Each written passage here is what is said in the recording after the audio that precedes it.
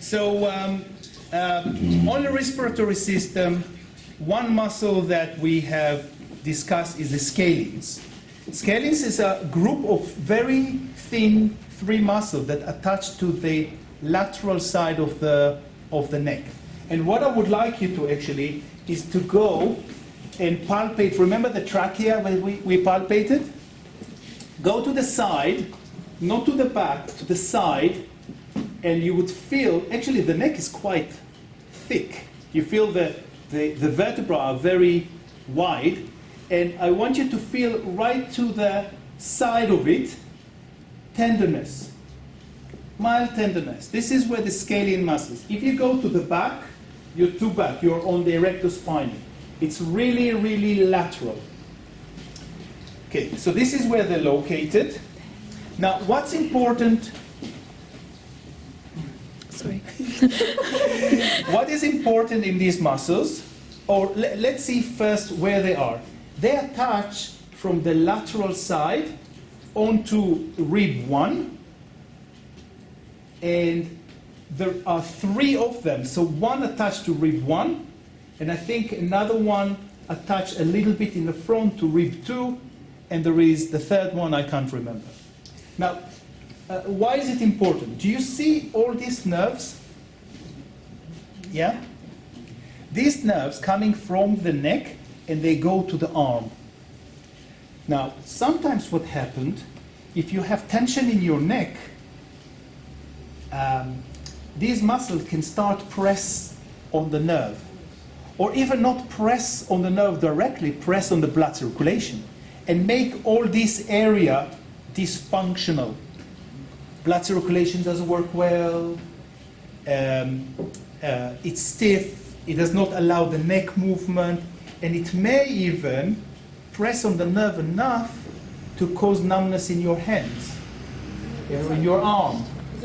So that's one of the reasons when you have client with neck pain, ask them, do you have any tingling? Or do you have numbness? Or loss of sensation in your hands? Or weakness?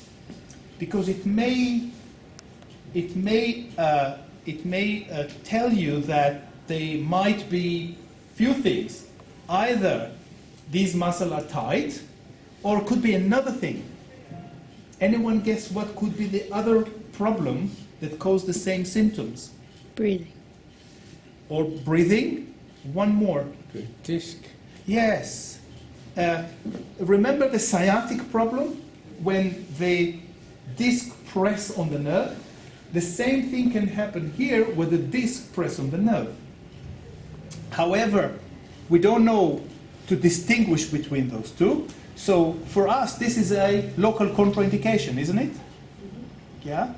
I mean, you can treat maybe around, you can do nice effleurage and petrissage and work on muscles around here, but we won't go to the neck, not in this course. Later on, once it's diagnosed and there is definite tension in this area, we can do a lot.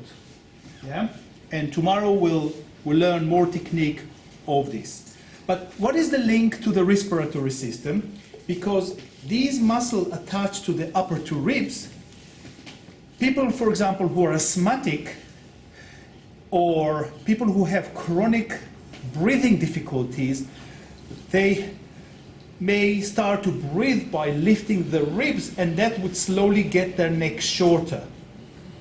So it would be a nice indication to stretch the neck to the side. We haven't done side technique, but stretching the side.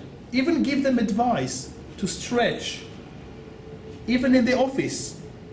Take the time and just stretch to the side and relax the shoulder, even wiggle it a little bit. That might do good for them. Yeah, so scalenes, yes, one of the muscles that we would need to know, and hopefully with this video it will be easier for you to remember it, because it would link to something. Yeah?